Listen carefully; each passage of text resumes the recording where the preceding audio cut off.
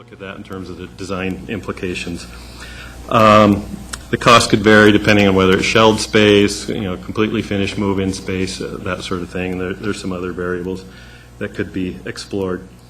And with that, I'd like to turn it over to the design team and let them run with it. Just a reminder, John Rowell and Karen Knudsen from Rowell Brokaw Architects, and then Scott Wolf and Aidan Dunning from the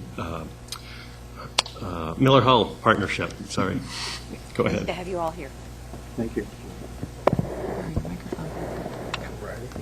So this is a slide that you've seen before, an image you've seen before. It's an overview of the project schedule that we have been using to update the community about this project, and also is an overview of the iterative and integrated design process that we've been using to date.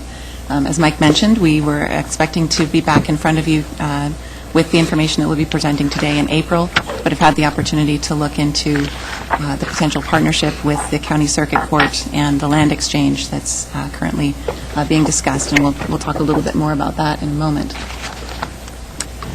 We have spoken with more than 30 stakeholder groups to date. We also had a pair of public open houses immediately after our last presentation to City Council.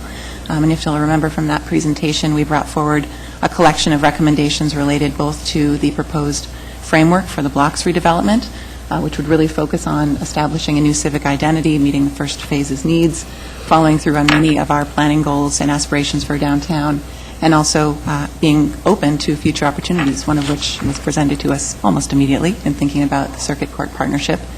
The other piece of information that we spent time discussing with you was around how we might carry forward the iconic aspects of the council chamber, and also think about how we could plan for its improvement in the future and make sure that what is completed when construction is done will serve the community for many decades to come.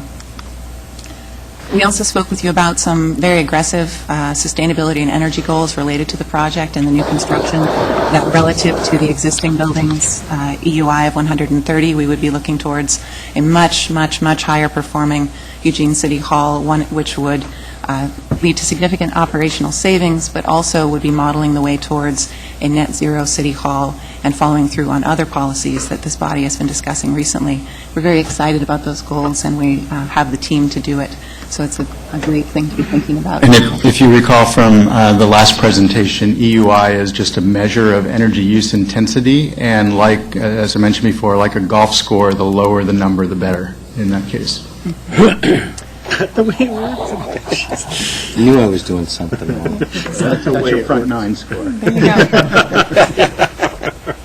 So the county city land exchange that's currently in discussion does affect our project in an important way. Changes the site area that we're looking at with City Hall first phase and potentially its expansion, though really what we wanted to be sure was clear to everyone is that we're talking about an opportunity where the existing Butterfly parking lot, that half-lot site, would be exchanged for one half of the existing City Hall site. And we've worked on a number of courthouse facilities, so one of the things that we looked at really close was just the complexities that we know we need to make fit onto that site, setbacks and security requirements, circulation, all of those things. So we evaluated those really quickly just to make sure it was feasible. But, as important, we wanted to take a sort of step back and make sure we were comfortable with how the two buildings would sit on the site and how they'd participate in that great street to the river and the open space. And we met with the presiding judge to make sure that we understood his vision for how their building participates in it. Mm-hmm. And we think that the opportunity to repair that quadrant of the park blocks and reinforce this idea of park blocks connection to the downtown riverfront is really a generational opportunity, and is a terrific way that the City Hall project can contribute to something outside of its site boundaries. So with that in mind, we're still essentially working with the same project, but as mentioned, the site that we are looking at for the first phase of design and construction is only a one-half block site rather than the full block. We're still planning the framework to address that full block, but now know something more about what the future chapters on that eastern side of the block might be. The first phase of construction includes City Council offices, Mayor's office, and the Council chamber, as well as the City Manager's office, and also support space to all of those needs. We're looking still at a budget for the project of $15 million and $11 million construction, and a schedule where essentially we would like to move into design in earnest with this body's endorsement and be working on that into 2015 and have construction begin as soon as possible and be complete as soon as possible.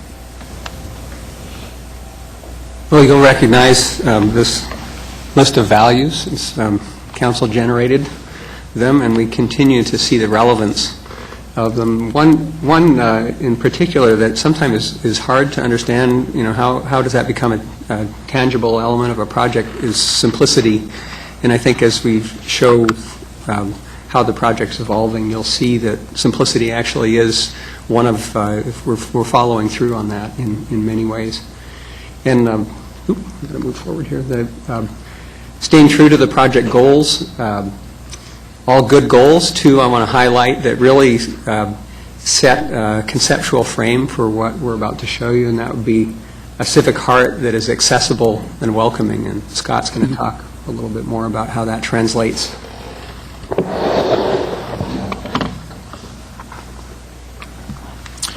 So when we talk about the block framework as it is a piece of the overall city development, when we're looking at the project itself, it also has a conceptual framework. And for us, in our discussions with the policy team and the project team as we've been investigating this over the past few months, is really one of looking at how City Hall and how the community come together. Each of those entities has its own autonomy, but there's definitely an area of overlap where the two begin to come together. So when we look at how that idea might inform the design, this is actually a photo of a plaque that we found in the existing council chamber. The people are the city. We think that recently, not just in Eugene, but certainly a trend has been a separation of community and government. And we think that there's a real opportunity here to, through the building and through the project, begin to bring those two bodies back together. And what you're seeing at the top is just a sectional diagram. This is like a slice through the building. And what you can see here is that the community really retains ownership of the entire ground plane through the site. The City Hall occupies a portion of that, and it's this area of overlap that goes back to that original diagram where we think there's a tremendous opportunity for increasing the dialogue and the engagement between City Hall activities and the overall community.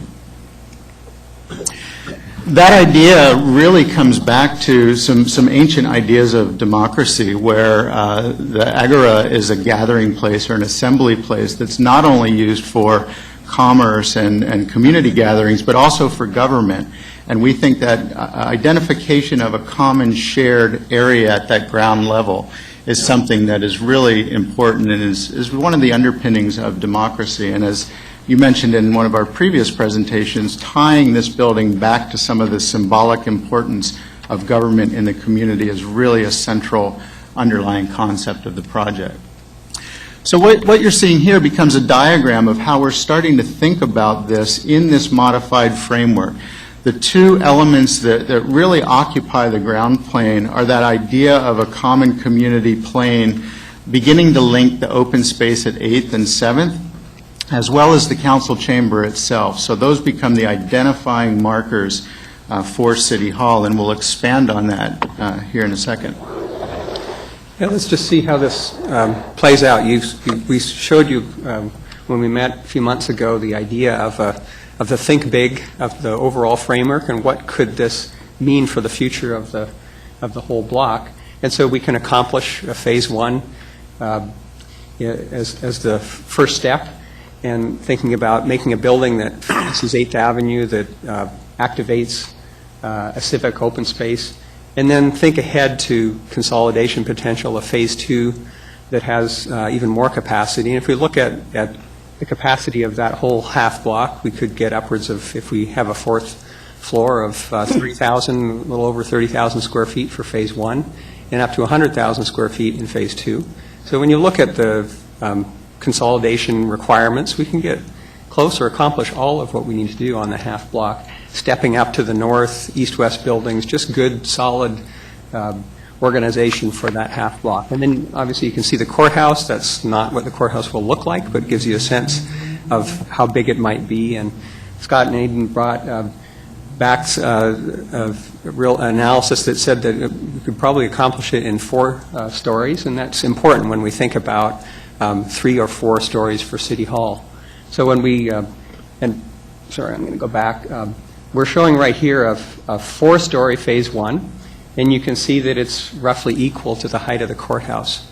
And we think that's symbolically important, that when we talk about these 2 institutions on public space and how they represent themselves, that the equality of those, that one isn't overshadowed by the other, is important. So when we look at a 3-story version, it is likely to be shorter than the courthouse, and that might be a consideration just symbolically. It can be done, it can be accomplished in the Phase 1, but we would recommend a 4-story building because of the civic presence it can give. And then, of course, this is, we need to start somewhere, and so the Phase 1 is an east-west building. We would recommend a 4-story building, having presence on that active open space, and then the idea of interim parking to the north, really as a land bank to a Phase 2. And when we were here together with you, you asked how does the story play out over time, and we know a little more about that story, what the future of that east half of the block might be. So just taking you quickly through some of the highlights, we've got an overall site plan of the western half of the site, and then some enlarged floor plans. But a couple of the key points to note here, this idea of the public open space along 8th really reinforces what is a strong east-west connection, that great street to the river. There's a high degree of ground level transparency, which we believe reinforces that idea of giving the ground plane over to the community. We'll dive in a minute in the first floor, but you can begin to see here that is the footprint of the building. But when you begin to look at the overall site, there are elements that run through the building that really give that connection between the indoor and the outdoor at the site level.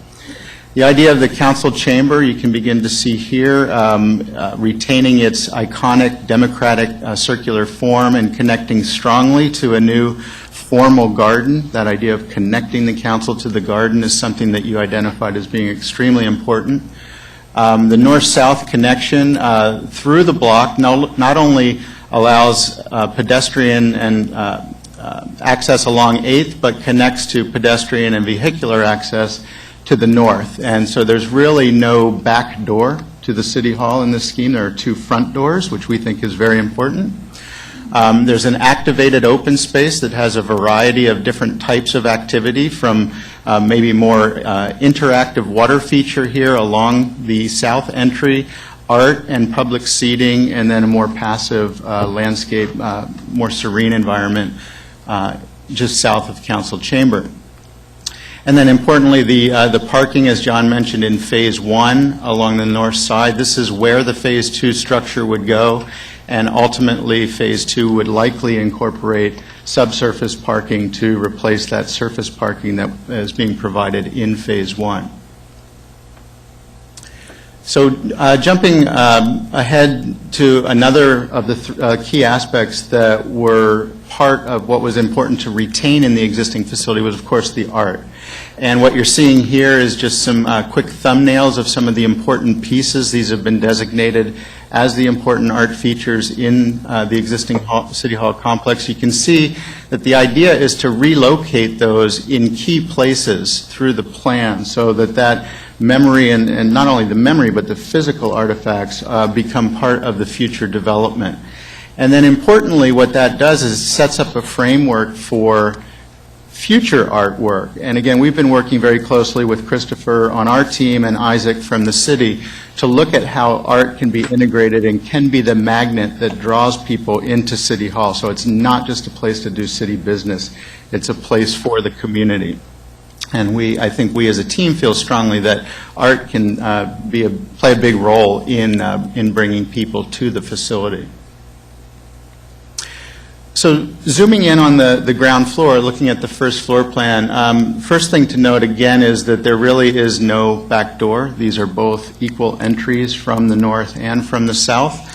And that gives way to a large place of assembly here that could function as a lobby, could function as an event space, pre-function for meeting in the council chamber, has a variety of uses feels very welcoming. It is the community's living room, essentially.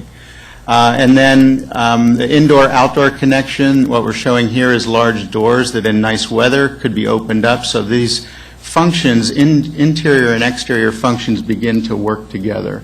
Art could be inside and outside. The idea of the chamber in the garden, again, you can see very strongly here the view through, glazing to the south into the bosque of trees. And then the work session room, this is a bit larger than the existing McNutt room, that again can open up and provide additional capacity to council chamber. It's also accessible off of the main entry lobby to be used separately, and has a view, much like the council does to the south, a view to the bosque of trees to the north, where one of the significant art pieces could be relocated. Let's see, a couple of other things to point out. Just the support space behind the dais. There's men's and women's toilets, a little kitchenette or a work area. There's also secure access to the back of house, if you will, so that councilors, the mayor, could use that back entry from their offices on the mezzanine, which we'll touch on in just a second. And then, of course, greatly improving the acoustics and AV deficiencies that are present in the current chamber, bringing them up to standard. From non-existent. Megaphones would help. One other thing I didn't point out, but we're showing the circular form, whereas the existing council chamber has very strong circular walls around the perimeter. That circular form we're looking at is possibly occurring in the ceiling plane as a way to recall that round democratic form. But what you're able to do then, if this is all floor space, is use the corners of the room in a way that you cannot do now. So the current capacity is about 108 people in the chamber, and this scheme, using this area as overflow, can accommodate about 200. So it essentially doubles the capacity of the existing chamber, but still retains the intimacy that is there for events where you might only have 40 or 50 people in the room. Moving up one level to the mezzanine, this is a level that we like to call accessible leadership. This, if you can see the notes here, this is the mayor and councilor's suite here. So coming up the stair or the elevator onto the mezzanine level, there are two main functions: the Office of Human Rights and Community Engagement, very active agency within the city, and then the mayor and the councilors. The mayor's office here, councilors' offices along the north window, great access to natural light, and a secure entry into that suite. And then also, we believe importantly, the ability to look down into that two-story council chamber volume, much like you're in the Sunstone room in the library and you're able to look down into the coffee shop. We think that that ability, as you're doing your prep work and your daily work, to be able to connect visually to the place where you'll be meeting with the public and having the council meetings is an important connection to make. Eyes on the lobby. This is glazing along this edge, looking again down into the two-story south entry of the building, and then direct chamber access, as we mentioned, this suite having effectively a back stair, back elevator down into the dais area in the chamber below without having to go through the public lobby. John mentioned the idea of simplicity, and I think one of the things that you might notice about these plans, they're pretty straightforward in terms of their form. They're very simply shaped. We're being very intentional about doing a very cost-effective skin and volume, and that provides the ability to do a very simple and flexible layout for the city manager's office and other agencies that are going to be housed within this building. And what you can see here is the idea of grouping the reception and public meeting room right over that north-south connection, if you remember from the first floor. Excuse me, again, to reinforce that idea of bringing the public to that important connecting spine. And then that sets up the ability to subdivide the rest of the floor into small offices or a larger conference room, large office areas, medium office areas, and provide access to the two egress stairs. So it gives the city incredible flexibility to accommodate not only the needs now, but reconfigurations if agencies or departments change over the future.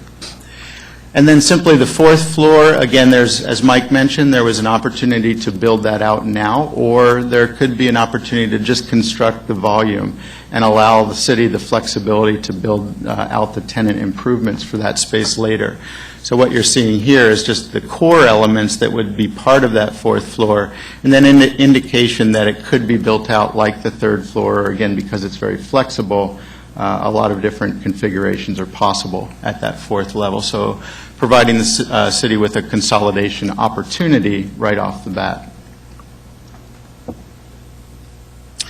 So again, coming back to these diagrams, I think with those plans in mind, what you can see here is that idea of beginning to give the ground plane back over to the community, the strong presence of the city council on the ground floor, that link setting up a connection to the Phase 2 building in the future, but still having that function really well in Phase 1 as a way to connect 7th and 8th through the site.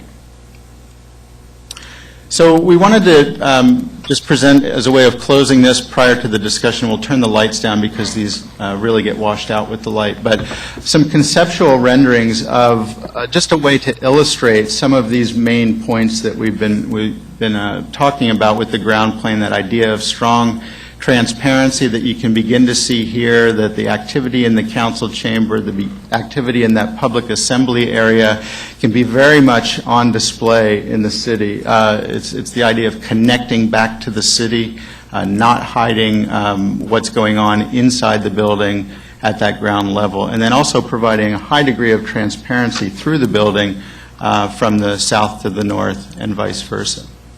And just about centered on the image, closer to the curb, is the Three Rivers, relocated Three Rivers statue. And so what this starts to talk about is, like Scott talked about, that we're able to pull the art out, all the way out to the sidewalk potentially, and that may not be the right piece or where it lands, but pull it out and start that dialogue and use that to draw people into the building. So as you move closer, you can start to see, and we've just just sort of gallery style, just for the sake of understanding what's happening in there, but you can start to see art pull you into the building. You can start to see through the building on the left, all the way through to that back, to that other front door. And then in the distance off to the right, you can see the council chamber, and making sure that it's really on display, its symbolism, its accessibility, all of it's really front and center.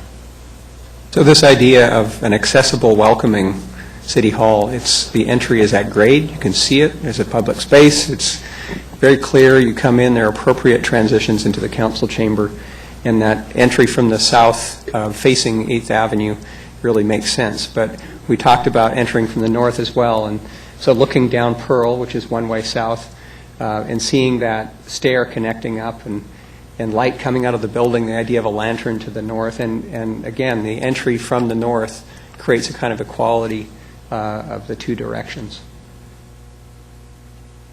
So we're excited about moving forward with this, and we thought we'd just touch on some next steps, if I can get the computer to advance. So we're ready to move ahead with schematic design, and we have a lot of moving parts in this. We've got permitting processes and timelines, updates to the community as necessary to keep people informed, and are thinking we would come back to see you again in the fall. And we have more to explore around the council chamber and the place that you do your work day to day, and so we'd love to bring that back and get more comments, but would very much love to hear your thoughts this evening. Thank you very much. I've got Betty and Mike and Greg in a queue, and George, Brown, and Claire, and Alan. Anybody else? Okay, Betty. I got ahead of Mike for once. Good job, Betty. That's why we're laughing across the table. You're no longer talking about keeping the council chamber, is that correct? Pardon? You're no longer talking about keeping the council chamber, the one that exists. Last time we met, we talked about We had studied what it meant to retain the council chamber and really looking at the cost and the technical feasibility of that, and even to literally keep it meant rebuilding it. So we proposed to you at that time the idea that we would carry forward the iconic elements and bring the improvements that you asked for. And so that's what we're proposing here. Okay, I have a few things to say, but I think, I remember meeting with you and saying, are you going to put a picture of the City Hall in the new City Hall? Reminded me of a shopping center I know that they call White Oaks because there used to be oaks there. We have a history in this city of destroying things. Urban renewal, which just went on for years and years, was really urban destruction. And sometimes some people regret what was destroyed during that time. And we have a history of doing that, and we're now on the verge of destroying another part of our history, of architectural part, rather than reclaiming. And I made a few notes because I can't read them without my glasses, rather than rehabilitating and repairing. I thought it was ironic that you had on the screen there stewardship. Stewardship is exactly what we have not done with the current City Hall. It's been allowed to fall apart. I know I'm in the minority in my wish to protect and preserve rather than destroy. For 18 years, I've been on the council, almost 18 years now. Majority of the councilors and the staff have favored demolition of the City Hall. Actually, when I was first running in 1996, I was told we won't be in this building very long. And I watched people neglect it ever since then, watched it fall apart, not get the repairs that were needed. The reasons why people said we need a new City Hall, we didn't have enough room for all the departments. But the fire department left, and suddenly that space was not usable, even though people had been living there. Firefighters had been living there, that one day and the next day it's not usable for anything. Police left, and that left more space, we didn't use it. Earthquake danger was another thing. The cost of retrofitting has been highly exaggerated. Then steam heat ended, but we made no attempt to install other heating, as many downtown edifices have done. Of course, and then the deterioration was another reason why we needed to move. And if you leave any building, including our houses, without doing anything to them for years, they'll be deteriorating. I remember a 2-day meeting of architects and other community leaders in which most people there thought we could keep the current City Hall, and yet that was ignored. And now we finally, the motion, I thought we were at least going to keep the parking. I think that's okay, I'll start right there next time. Thank you. All right. Mike? Thank you, Mayor. Thank you for the presentation. That was very fascinating. I enjoyed that very much. Like Betty, I too think that we should preserve that building. I believe it should be the farmer's market, however, along with another kind of market, and I think we ought to make a new use of that building. But I recognize that we are doing this, so a couple of questions occurred to me in the process of the presentation. Other than our address, why the western side of the block rather than the eastern side of the block? I had a number of emails asking that question here recently. Shall I answer? When we think that of a building of this kind of civic importance needs an open space, the two go together. You can see how integral that is. And if you just took the scheme and just flipped it, that space would face southeast, and we think that it should orient toward the center of downtown, toward the southwest. And that's probably the strongest reason we think. You can see that you could switch the half blocks, but that seems compelling enough, the orientation of that space. Okay, and that's why I was wondering, it's just so that it faces the downtown area rather than any other reason predominantly. I had a number of people write me and talk about their preference that as you enter town, it would be preferable to them anyway, to be able to see City Hall if it were situated on the eastern side of that block, and I thought that was an interesting thought. Have you had recent conversations with county personnel about that land swap? If so, how recent? That's, we've split this project as a parallel but separate project, so I'm not really in a position to answer that. I'm not involved with the land exchange at all. I'm merely involved with directing the design team to explore how it would work to keep that as a viable option. We are in contact with them.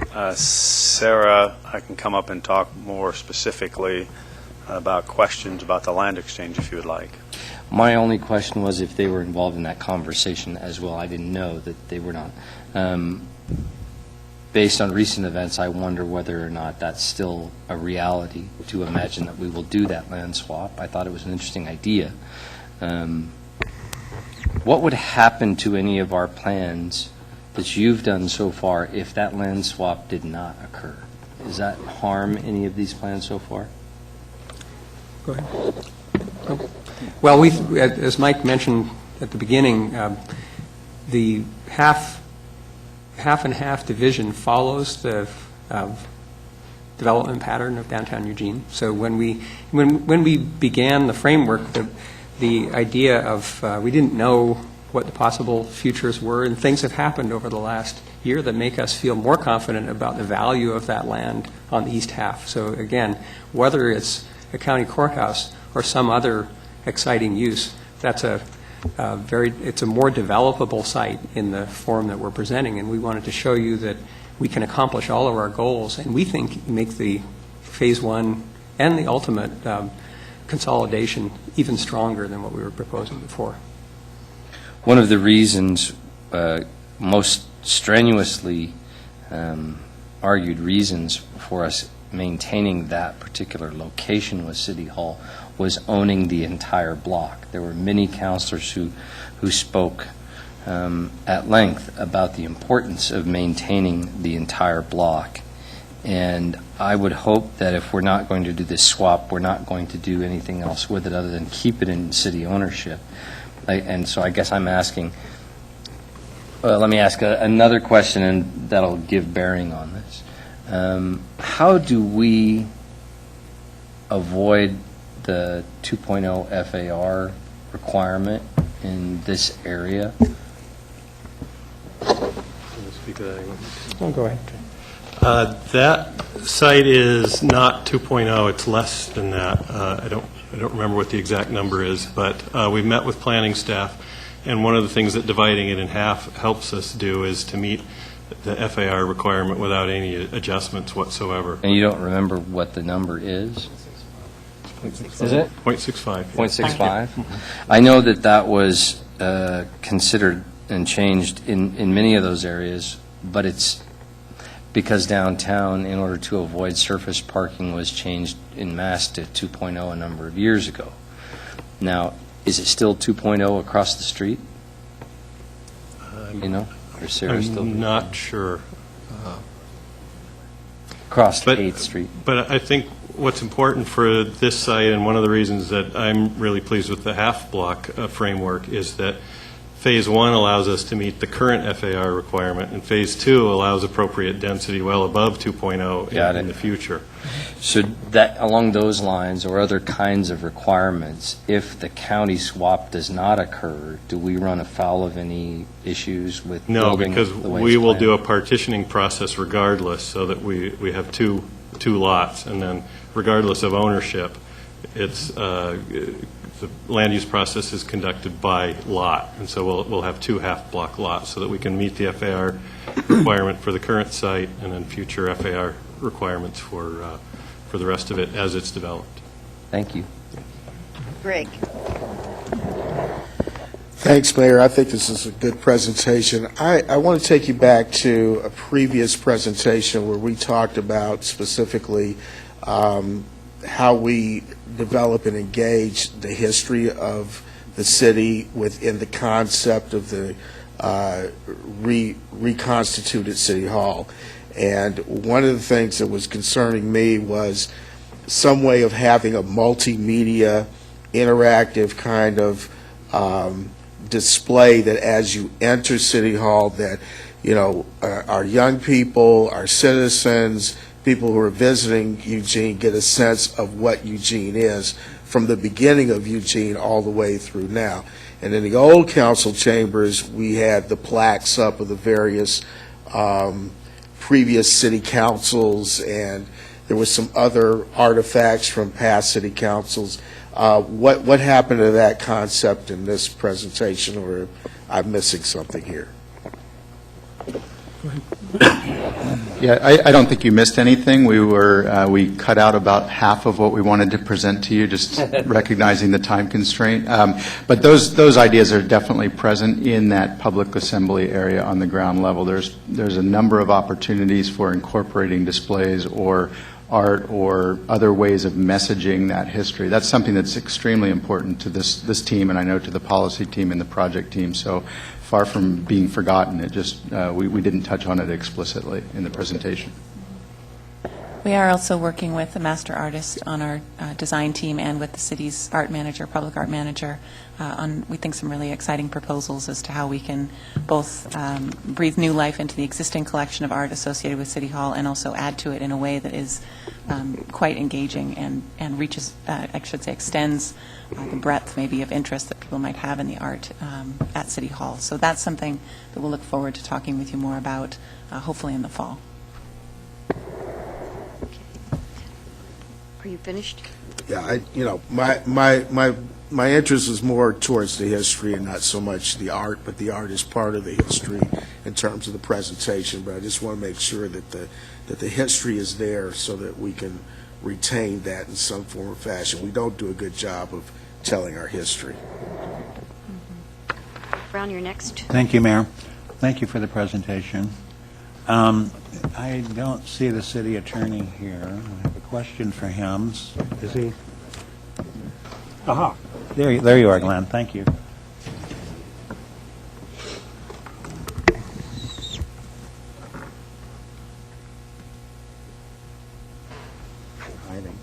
I was. Well, my question is simply one that we asked when we had our work session about the land swap. Is it a legal action? Have you been able to determine, you and the county attorney, whether that's even a legal action to begin with? We're still working on that. We have met twice with the county counsel's office. We're hoping to meet again and get an opinion out to you before your break.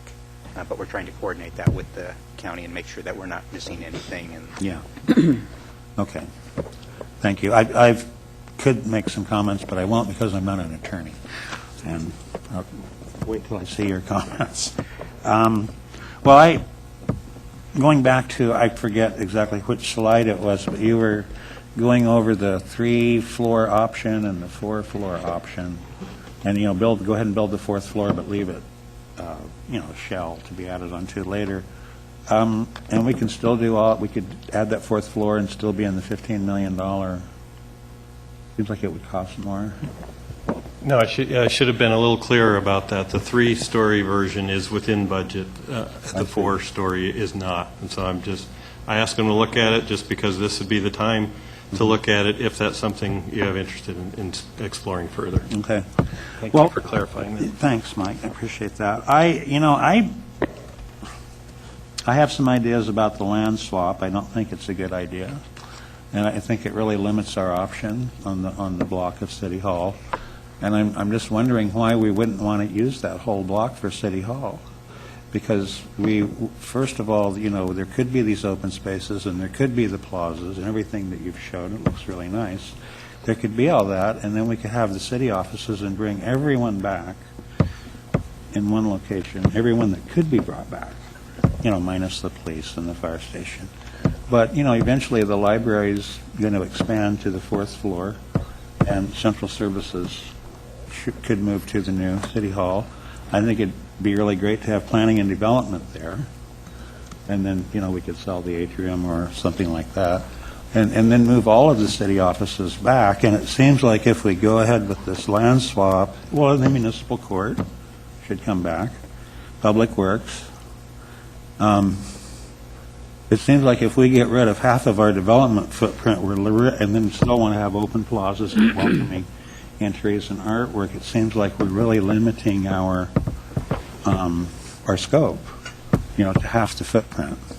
And we'll have to go up even more stories eventually to move everyone back. So I think it's a mistake to think about the eastern half of the property as kind of like disposable property, whether it goes to the county or to private development even. I mean, I was just kind of shocked to even think that we would think about selling it to a developer for office space or housing or shops or something. So I think we should keep the whole block. I don't think we ought to do the land swap. And I just think it will really limit our options and cost more to go up more stories with the remaining footprint. Thank you. Claire? Thank you. Thank you very much for this update. I think it's really helpful to see even conceptually the design layout like that, because I can understand, Councilor Brown's concern about giving up half of the lot, but actually viewing it in the way that you shared it with us actually makes me support that land swap idea even further. I think we're consolidating space, and if we are able to go forward with giving the Lane County Farmers Market a space, that is a big community benefit. So I think there's a lot of positive aspects to this whole idea. But what I was going to say is, given the direction that you received from council and the potential for a land swap that is still kind of unsettled for lots of different reasons, I think you've done a really good job of meeting the many goals that we've set out for the project. So specifically, I really like what you've laid out potentially for the various pieces of art. I think that's great. I think they will actually get more opportunity to be appreciated and viewed in this setting than in some of the ways they are set out now in the old City Hall. I still don't love the big mural, but that's personal aesthetics. I really appreciate the two front doors concept and the throughway from one end of the block to the other. I think that's very inspired. And the conceptual drawing that you have of kind of transparency with the building, I think some of the challenge many of us have with the current City Hall and the wooden lattice is that actually interferes with transparency and creates the opposite effect. So even while your building harkens some of that same linear design, at least in the sketches, it's see-through in a way. So I think that's great. Also appreciate the additional restrooms and the back entry stairway for the council chamber themselves. And I also very much agree with Councilor Evans reminding us about the importance of bringing our history into the building or the plaza and having that be part of the experience. So I had some questions. Was the inclusion of the Human Rights Commission and the Community Engagement Office an example, or is that something that's already been decided in terms of what would be one of the offices brought in? They are part of the city manager's office now. They just happen to be located at the atrium, and so we would want to bring them into this particular building, yes. Great. And how would this building function in terms of heating and cooling? One of the big challenges with the current City Hall chamber itself was heating and cooling was very challenging, as I recall. Better. So it'll actually be cool when we want it to be cool and warm when we'd like it to be warm, as opposed to the opposite? You want to go into some of the No, details? no, go ahead. Okay. There's a number of reasons that we believe, at least at this early stage of the game, that we can hit that EUI of 30 and the facility will function a lot better. One is just the orientation of the building, the degree of openness that the building has. There's some opportunity for natural ventilation when that's appropriate. The natural light, you're going to be less reliant on artificial light. That can be heat producing, obviously. There's some technologies that are obviously better at that now, but the systems that will be put in this building as compared to the systems that are in the existing building are obviously much more advanced now. We're 60 years down the line from when those systems were state-of-the-art, and working with our mechanical consultants and electrical consultants out of Portland, PAE, who are they were one of our partners on the Bullitt Foundation building, which in Seattle, which is one of the buildings that has a very low EUI of actually performing under 10, believe it or not, right now through the first year of operation. So those systems, looking at bringing some of those strategies and systems into this facility for both energy efficient operation as well as human comfort. And what are some of the materials that you're imagining to be used, particularly for the outside construction of the building? Yeah, again, very early in the process right now. We're looking at, as you very astutely surmised from some of the renderings, a massing of the building that essentially treats that upper level as a singular unit, much like the existing facility, and that was intentional. That we actually like that massing, but as you pointed out, the issue is how it's articulated and the connection. By bringing that up off the ground plane, you're kind of honoring that history, we believe, and allowing that transparency to occur and that connection to occur at the ground plane.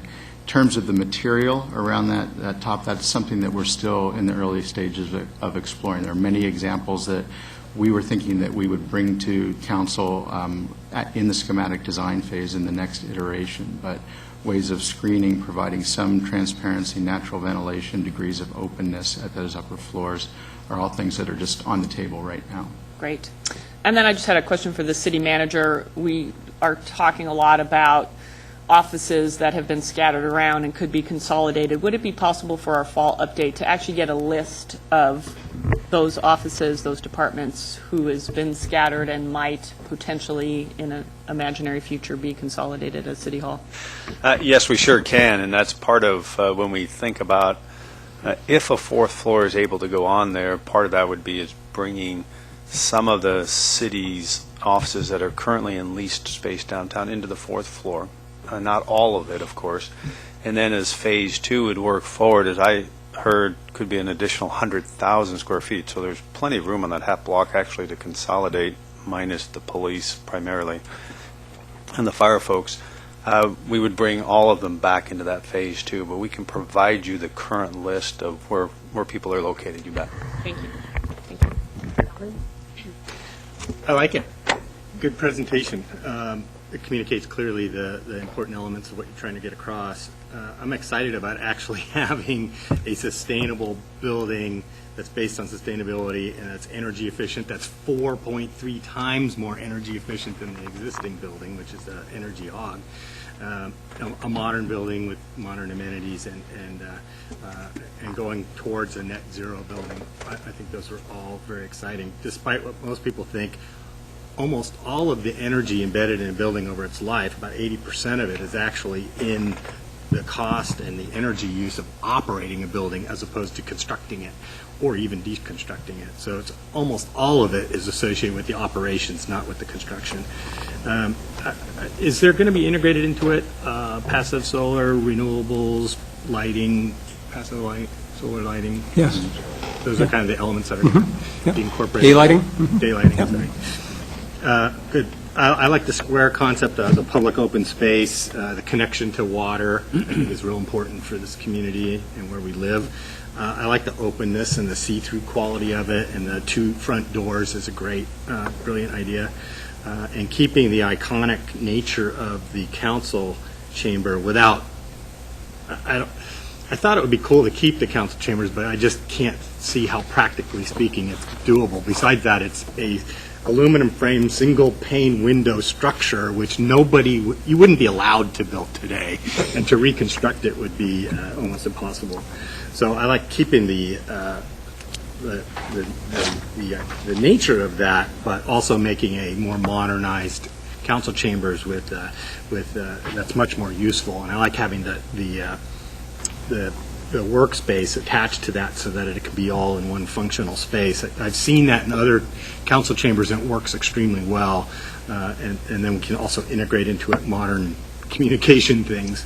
I like going up as opposed to out. I think it's a luxury to have a one-story city hall that we can no longer afford. So that first phase is about 40,000 square feet? Could be up to 30. 30 and then 40 with the fourth floor? No, it's be 24,000 with, right now, I mean, it may be 25, 23, but 24 for 3 stories, and then just over 30,000, 32,000 for 4 stories. And city manager's office location in that building, you didn't really go over that? The third floor. Okay. And then And what would be do you have an estimate for the capital cost of that fourth floor? And I'm interested in pursuing it and finding out more about it, because I think that's a smart thing to do. We did that with the library, and that turned out to be a brilliant, and very good, cost-effective thing for the city to do. But we have a limited budget, and where would we get the capital? Right. Just in rough numbers, we're using 2 to 3 million as a total project cost, of which about 75% is the hard cost, and another 25 to 30% the... 3 million for the fourth floor? Correct. Okay. Yeah. And again, depending on whether we shell it or whether it's, ready to occupy and that sort of thing is part of the variation. And but that's a rough number for the purposes of talking about it. Where would we get 3 million? We don't know. I think what we wanted, at least for today, is if there's no, we don't want to explore it, then we won't explore it. Before we get too far into possible financial ways that we could finance that, we want to at least make sure you're aware of that and are okay with us at least pursuing that idea. And then what we will do is go take a look at are there opportunities from a finance perspective, particularly if we bring others into that floor. What does that do with reducing leases other places, and how does that impact, and some of those. So we would like to pursue that unless there's any real concern with that. Yeah, I'd like and to bring see that back. We'd have to bring that back. I'd like to see us pursue that. And finally, I'm very interested in incorporating, as Greg is, and Claire, the history of the city, which is separate from the art, but the history of the city is very important to have that integrated into what we're doing here. George Foley. Thank you. On your next steps, you've got updates to the community. Do we have a schedule or a rough idea how we're going to do that? What's the presentation going to be like? The thought, and sometime in the next, 4 to 6 weeks, we would have an open house so that we're showing essentially what you saw today. We don't want to get too far ahead before we come back and show you guys what we're working on. So we'd have an open house for the public reaction to what we've shown today, and then probably one more following our council update in the fall. Okay. All right. And then I, too, like the idea of, I appreciate looking ahead and kind of roughing in the fourth floor.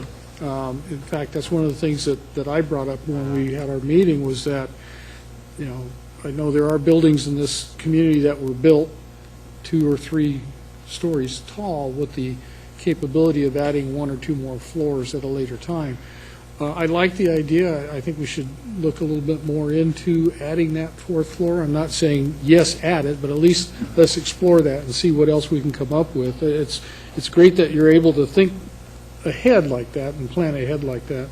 The other thing, the artwork, I think there's a lot of artwork that people don't realize because of the way it was situated around the old City Hall that it even existed. So I like the idea of using it not only to bring it out so people can see it, but to bring the people, like you were saying, bring them into the building. The footprint, I like the way it's situated, not only because of the conceptual pictures made it look open and welcoming, but also the proximity to the county's public service building. We're still going to be conducting city business. The county's still going to be conducting county business. So I like that close proximity, the ability for people to go from one building to the next without having to get in the car and drive around. And then, as far as the old building, I'm also like the idea of using some of the old, I guess call it themes of the old building and incorporating them into the new. Everything ages, including people, and sometimes things break and you either fix it or replace it or, just kind of limp along. And I think we limped along long enough, and it's time that we start doing, the actual mending of the old facility into the new, and we can start writing our own history. And then also the last thing is when we had our meetings, I brought up a number of security concerns, and maybe it was because you were limiting the presentation, but I didn't see anything other than the ability for the councilors and the mayor to go the back way into the council chambers. But I think it's important that there be some sort of a I don't know, a pre-entryway before people actually get inside the council chambers for some sort of security. I mean, they've got it here at the courthouse. More and more county and municipal governments across the United States are setting up security entrances for their buildings, and I didn't see that, at least into the council chambers, if not into the office space area. Chris? Thank you. I also appreciate the presentation. Part of the challenge we've given you is to have you be able to tell us what we can do. And a lot of the time, your ability to interpret what we can do is a reflection of us telling you what we should do. And whether we should do a full block, whether we should do a half a block, whether we should do a land swap, whether we should preserve something or not preserve something, creates a burden on you to try to interpret that into, well, can we do that? And I think you've done a really good job of showing that it is possible. And that's really, for me, what the takeaway from this entire presentation was, is we can do that if we want to do that. But as you sit in this room and listen, as the can-do people, you're hearing the should-do people still debating about what we should do, which creates a real challenge. We are still trying to figure out with some sort of certainty what we should do, and there's still some uncertainty around that, particularly with regard to our other partners, our other potential government partners. And our relationship with Lane County should transcend any individual or any particular issue. It's governments who both serve the people of this area, and that is more than any person or any issue. That's something we need to do and work together. And I want our government buildings and facilities and places to reflect that fact, whether they are somehow segregated or whether they can be to some degree cooperative or integrated in some way. I think is one of those, is that possible and can it be done? The idea of being able to be on a half a block and sharing the other half block, and you being able to tell us, well, yeah, you can do that if that's what you want to do, for me is very comforting. That you showed a presentation that creatively, attractively, and effectively accomplished that can do on a half a block. Like others have said, regardless of what happens with our discussion about what we should do, I do think the entire block should stay in public use. So I would just put my voice in and say, even if we choose to develop on a half a block, the other half of that block should stay in public use, whether it's the city's use, the county's use, some public use, government's use. And so that, in a way, provides us flexibility, but it doesn't help you with the challenge of saying, just tell me what you want, and I can tell you whether you can do it. So we may have more of these meetings, and we may change our mind in terms of what we should do. And so what I'm saying, in a way, is your ability to remain flexible, to be able to interpret what we can do with our changing thinking, I think is one of the ways this partnership will work, and for us to be able to retain the cost effectiveness with what we want to do. We can't build endless floors, but we can be creative in terms of height as opposed to dimension and everything else. So keep up the work, and we will try to achieve that, what we should do, as quickly as we can. And you'll tell us whether we can do it, and I think that will work out very well. I've got Betty and George in the queue, and then we're going to have to end this. We're 15 minutes over the time we had allotted. I accounted for some flexibility there, but we do want to leave enough time to deal with the rest of the issue. I just want to ask for, when you're ready, I want to know about sort of the upkeep of the facility.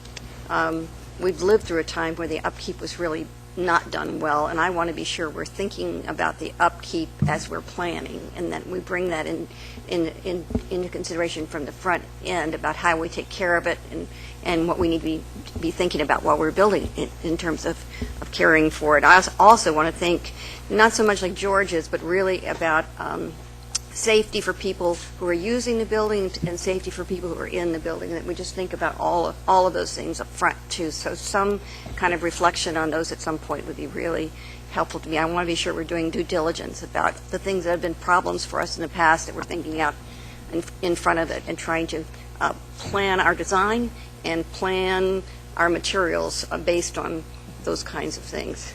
So just like we have a public safety officer who goes to houses and tells people how they can plan for having a safer house, I think we need to do the same kind of, incorporate that kind of thinking in our work. Betty, part two. Thank you. I'm aware that I lost the battle about keeping City Hall, the whole thing.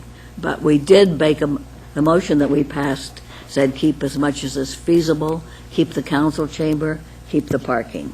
And that none of that is happening. It sounds to me as if none of that's happening. As for democracy and transparency, the old council chamber is very democratic. It's round. You can see in it from all angles. You can see outside. You can see the people outside. It is definitely transparent. And putting that under 3 more floors putting something round under 3 more floors does not adhere to what we said we wanted, to what we voted for. I still think what we should have been, the reason the current building is in bad shape is because no one took care of it. And that is, if you didn't anything deteriorates if you don't take care of it. And I still think what we should be doing is repairing, rehabilitating. But at least I don't know how we got from keeping the parking to a surface parking lot, which is something we've been against for a long time. And now we're going to end up with a surface parking lot, it sounds like. So that's my concern. Thank you. George? I'll pass, Mayor. It'll keep for later. Okay.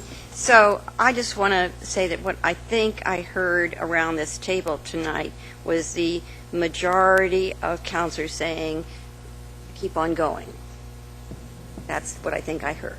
So you heard other kinds of comments about how things to take into consideration, but I just want to clarify that I didn't hear a question about that. I didn't hear a majority of people say we don't want to keep going in the direction we're going. I heard them clearly say, the majority, yes, let's just keep going the way we're going.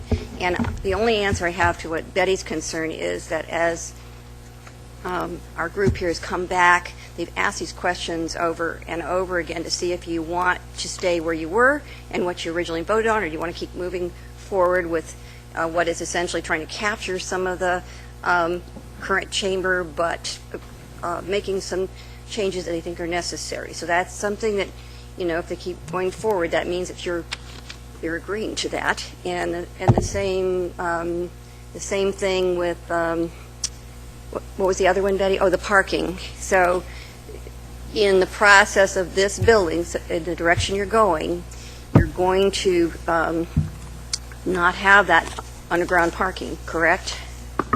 Right. I think what is important, and I think you mentioned in the presentation, is it doesn't preclude underground parking for as other parts of the block develop as well. And so I don't want to leave the impression that it's off the table forever, because there is a lot of underground parking that we encourage in the downtown, and so we'd still want to encourage that. It may be as we complete Phase 1 that underground parking isn't as feasible as the block develops itself out. And what I also heard is that the surface level parking is a placeholder for the time being. There is no intention for it to be, that property to be used in that way forever. It's a use while we're getting Phase 2, if we keep going in the direction we're going. Yeah. Is that, okay. All right.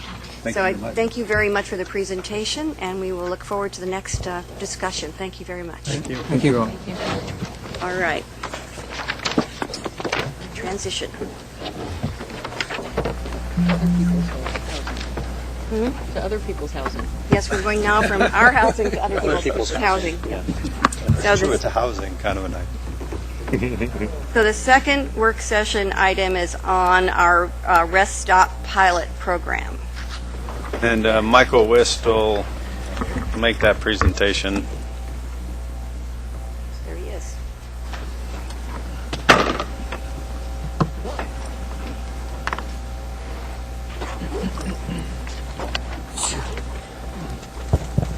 Thank you.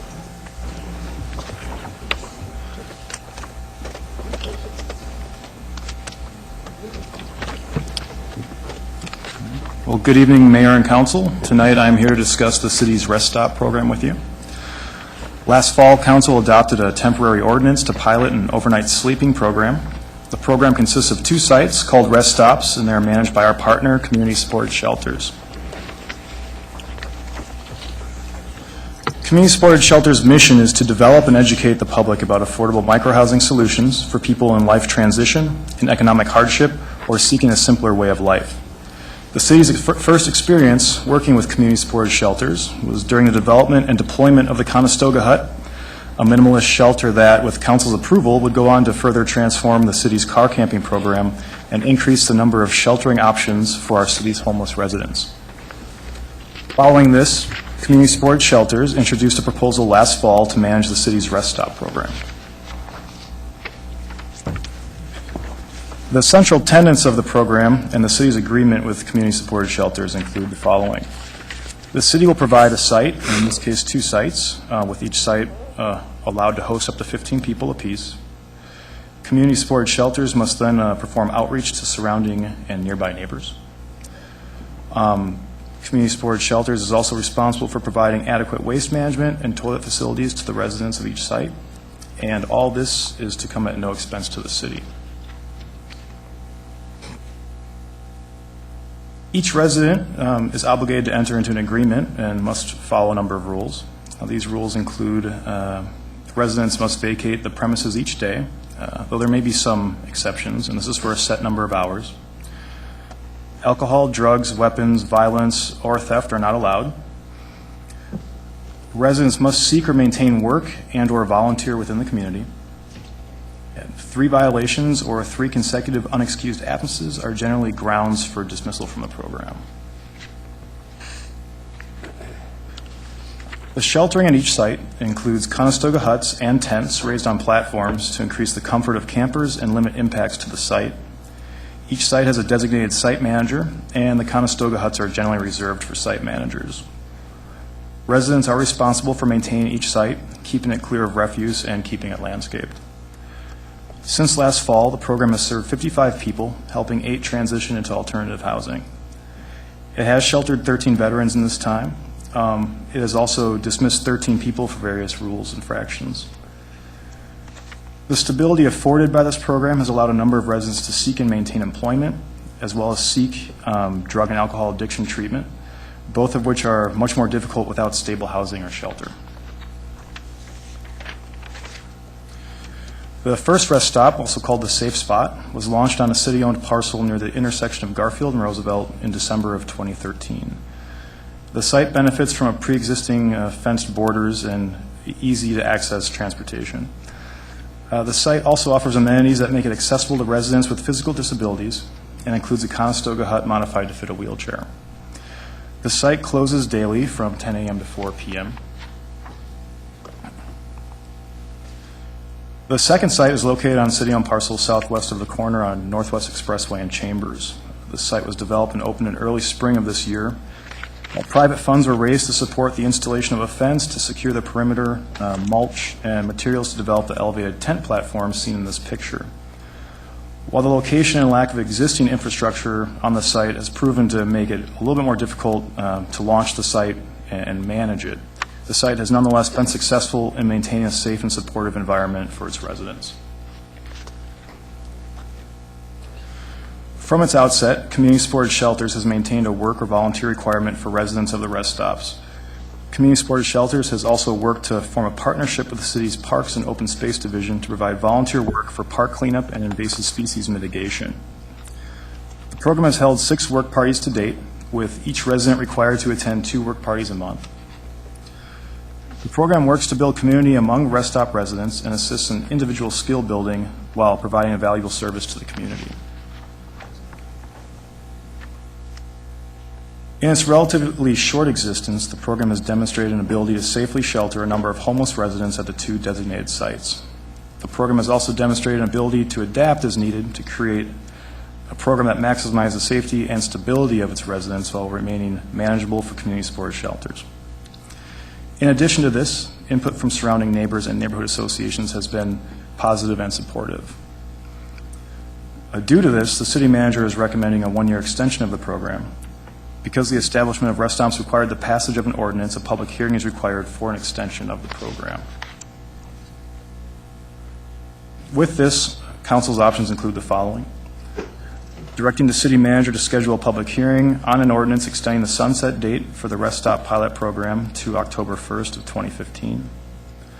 Take no action and direct the city manager to return with additional information, or take no action and allow the program to sunset on October 1st of this year.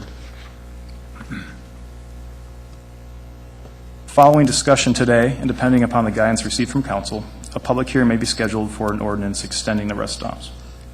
Following that, in other news related to homelessness, staff will be returning to discuss the Opportunity Village program, its outcomes and future.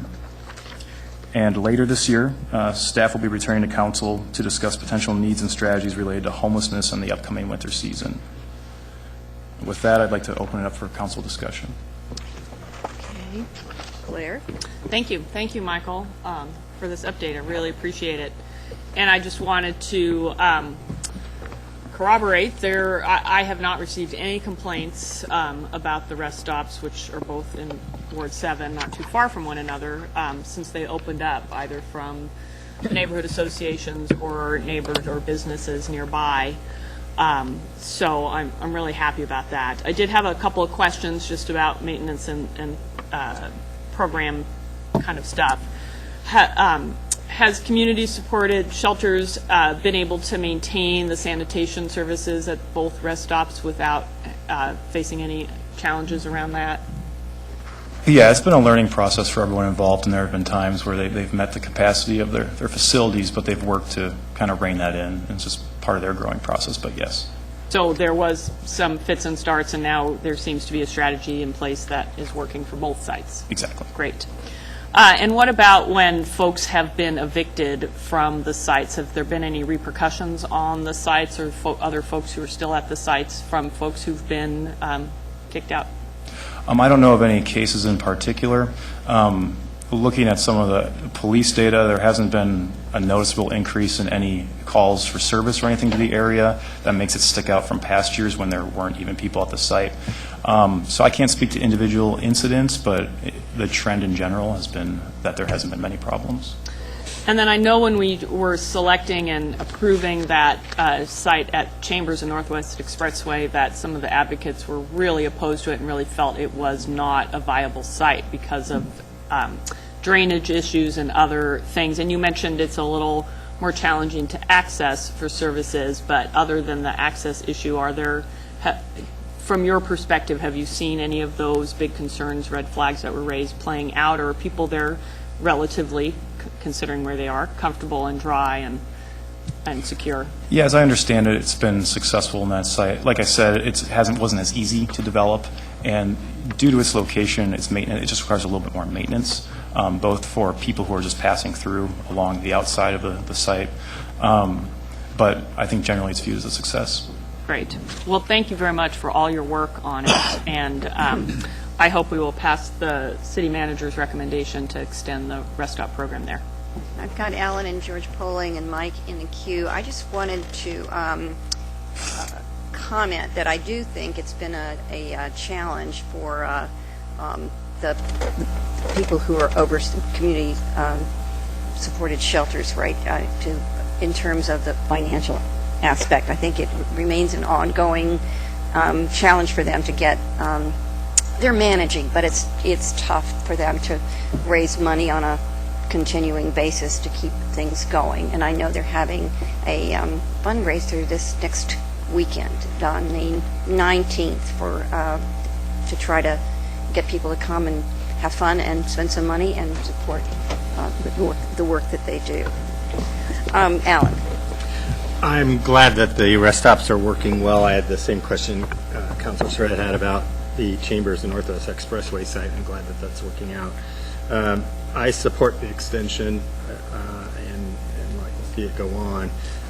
Having said all that, kind of thinking forward and thinking ahead to the 2015 legislature, and especially given how well Opportunity Village has worked as well with the Conestogas and the cottages, I think we need to start thinking about how we can incorporate those types of structures into our code. Right now they're allowed because they're temporary facilities, and so I think we need to, as a city, put something forward that and figure out how to do this that allows us to be structures that people can live in. I think it's not the panacea, but it is part of the solution to getting people housed in micro-housing. And I always thought of the OVE anyway as a micro-housing pilot project, and if it worked out, we could expand on it. And I think having the ability to have those kind of structures, and we have to think about how maybe plumbing and electricity goes into them so they can be safe, but I think those are critical things that would need to occur in order to get it into the code, because I think structurally they're sound, both the Conestoga huts and the cottages. Rich Polling? Thank you. Couple of things. I noticed it says it served 55 people during the past however many months. Can we, and you don't have to have this right now, but since this is going to go to a public hearing, I'd like to have it either before or at the public hearing. The average number of nights per person that they stayed at the camp, and then also what type, if any, waiting list existed during that time. And I just want to make sure that we're rotating people through and making this a rest stop and not another campsite.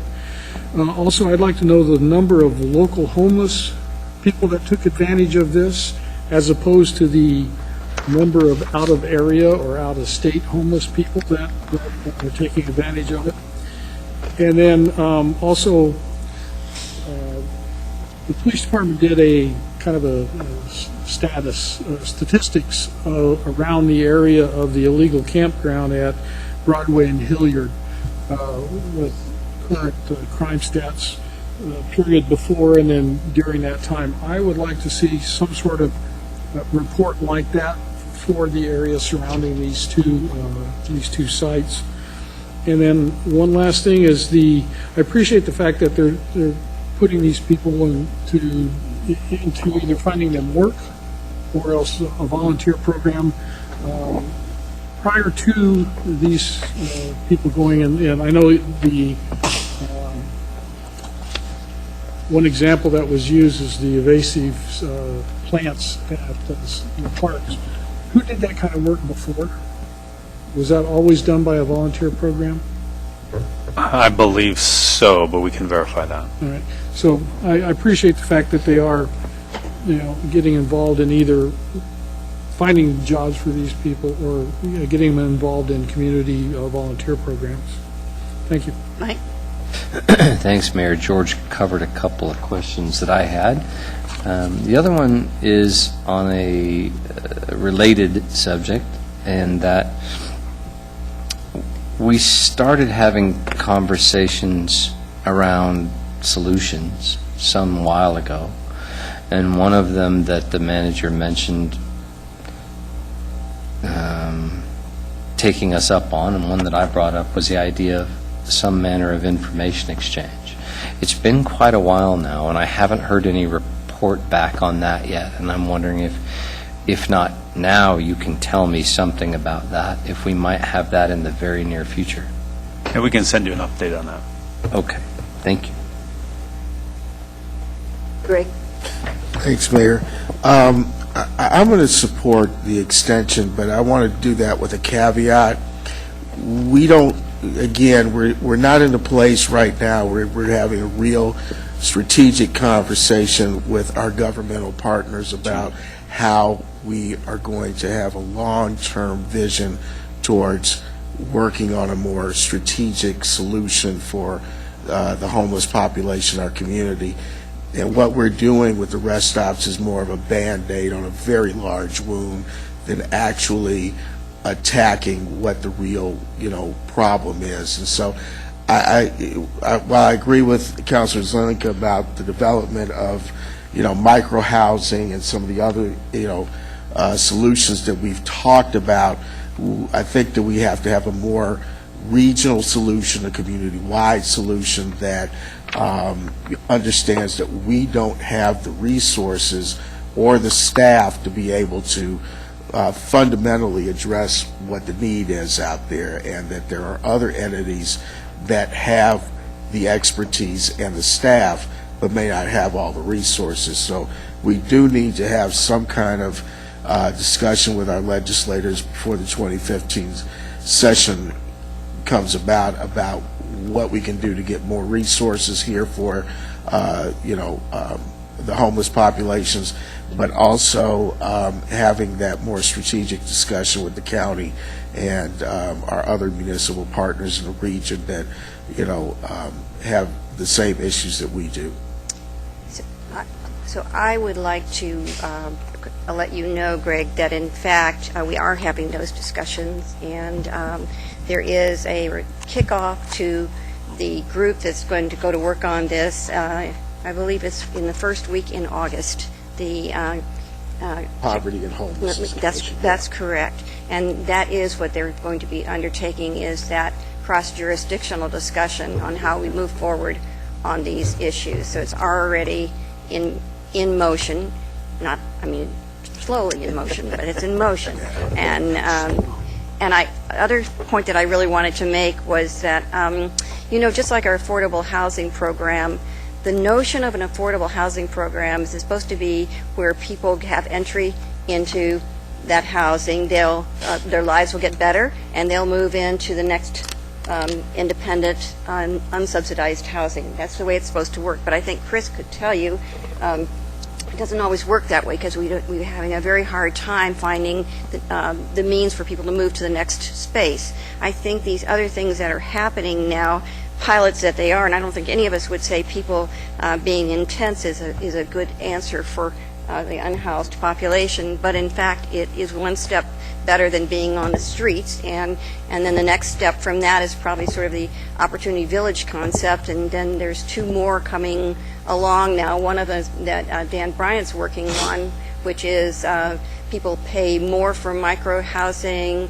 rent, and that goes into equity into small housing units, and then they will be able to purchase their micro-housing, and then that's another step to the next level. So these are all sort of steps from having nothing to incrementally moving toward independence and being able to fully participate in society. Not perfect, but I think all of those things are in motion, and we're trying many ways, the community's trying many innovative ways to really create a pathway for people to not just stay out there, but to move from being on our streets to better places to be, and then on up through more resilient life. So that's kind of that notion that I think is at hand right now.